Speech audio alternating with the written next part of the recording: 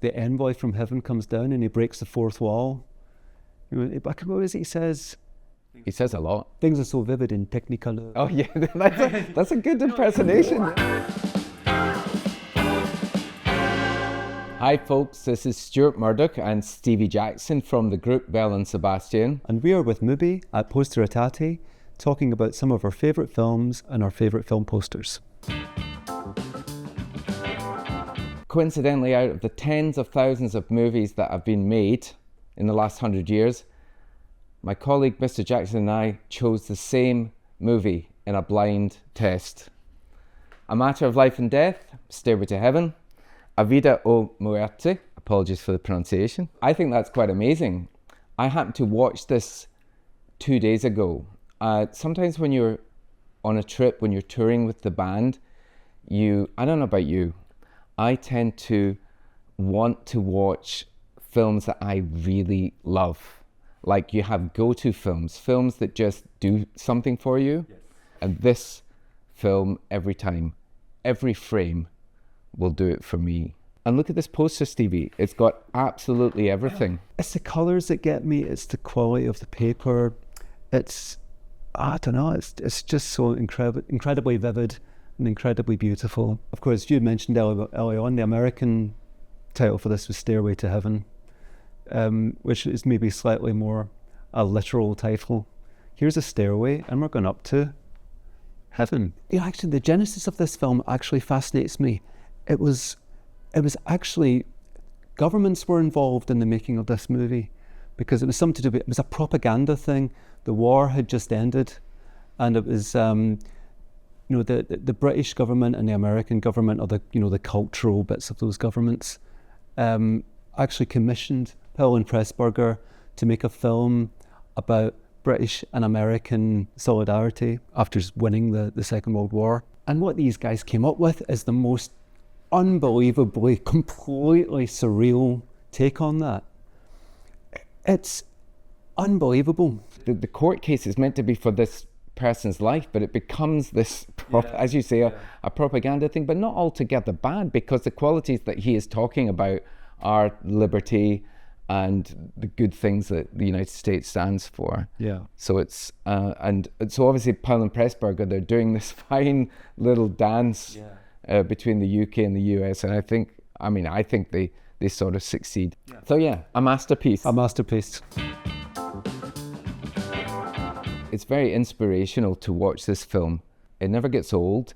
If you look at the poster, I'm not sure if this was the first poster. I think this was a poster that appeared on a lot of student walls during the 90s when Slacker started to get more popular. And this character here is the probably the most visceral character, sticks out most. The film's very episodic. It follows a character, and then when the character finishes what they're doing, they meet another character, and then you go with the next character. And basically that's the whole film. That's the concept of the whole film. And it works beautifully, and it's never been bettered. And halfway through the film, you meet this character who is trying to sell Madonna pap smear. For some reason, she's got hold of a pap smear from a hospital, and she believes that it's actually Madonna's pap smear. And she's saying, this is a high dollar item. Look, and there's 2 pubic hairs, and they're as dark as they come.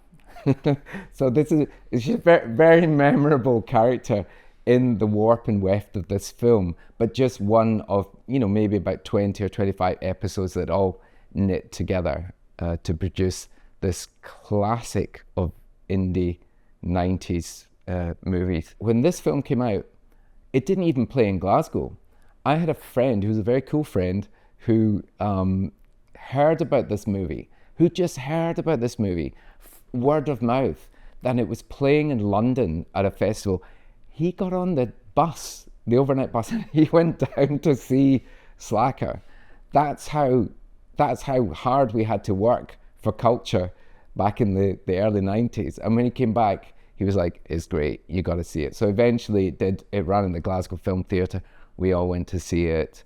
And it's one of these films that it's just, in my mind, it's just gotten bigger and bigger Lots of other movies fall away.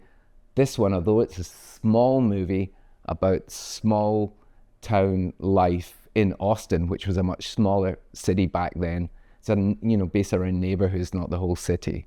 But in my mind, it's grown and grown, and it remains a classic. This guy here is obsessed by his past, and this true love of his called Sarah, who he lost. And there's this amazing view of her with her back turned to him, looking through some kind of hole in the wall to another wall. And the surrealism of that kind of blows my mind. It's quite dark. I got into Ingmar Bergman quite intensely when I was maybe about 30, and it kind of reminded me of like being young and getting into Bob Dylan, or like when you're a very young person getting into music, or if you find an artist like David Bowie or Bob Dylan, with an artist with a huge oeuvre, you can dive into it and just swim around in it, And a similar thing happened to me later in life with Ingmar Bergman and other directors as well, but especially Ingmar Bergman. I just kind of went way deep with this guy, and it was kind of pre-streaming and pre-MUBI, I'm afraid. And I had to buy like DVDs for £20 a time, which is, $30 or $40, I guess. And I get so into him. But this film resonated me with the most.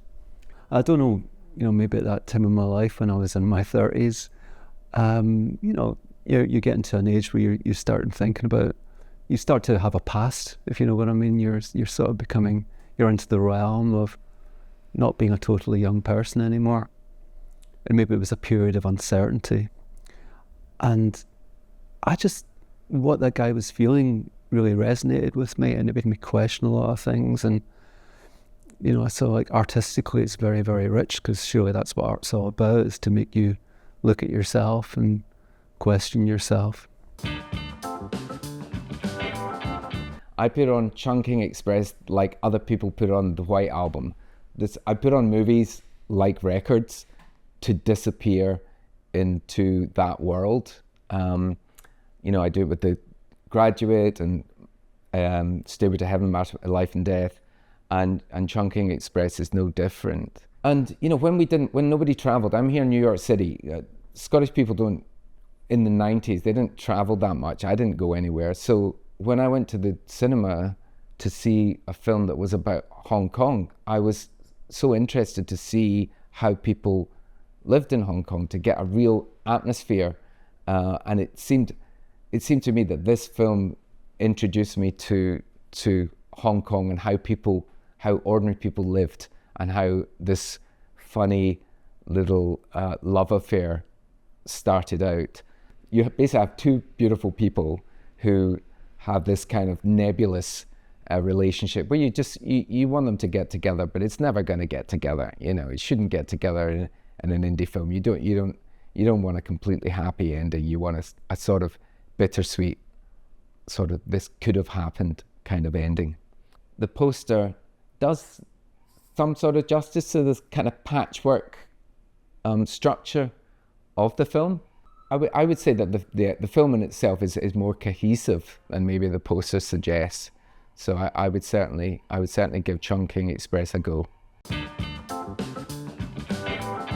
All we have here is black with a very almost primitive cutout of is like a young person with like a little grey shadow around it, and it's a total masterpiece image. And it's I believe it's Saul Bass, who would do a lot of I'm talking to a movie audience here, you all know all those guys, but like a lot of famous film intros for Hitchcock and other movie makers. My relationship with this film is quite interesting, because they always seem to show it maybe in the 80s. It would come on late at night about 10:30, and at least two occasions I'd start watching it and then I'd stop because I couldn't handle it. I found it unsettling or something. So maybe even happened 2 or 3 times, or maybe I was very young and I was tired. It's got a German director, but I think I thought he would be like based in America at that point, Otto Preminger. But It's a really, really dark, surreal British movie, and I urge you to see it if you haven't. It's pretty special. Well, you know, thanks for watching. Just like to thank MUBI and Posteritati for having us. Keep making movies, people. Keep making movies. And keep making great posters.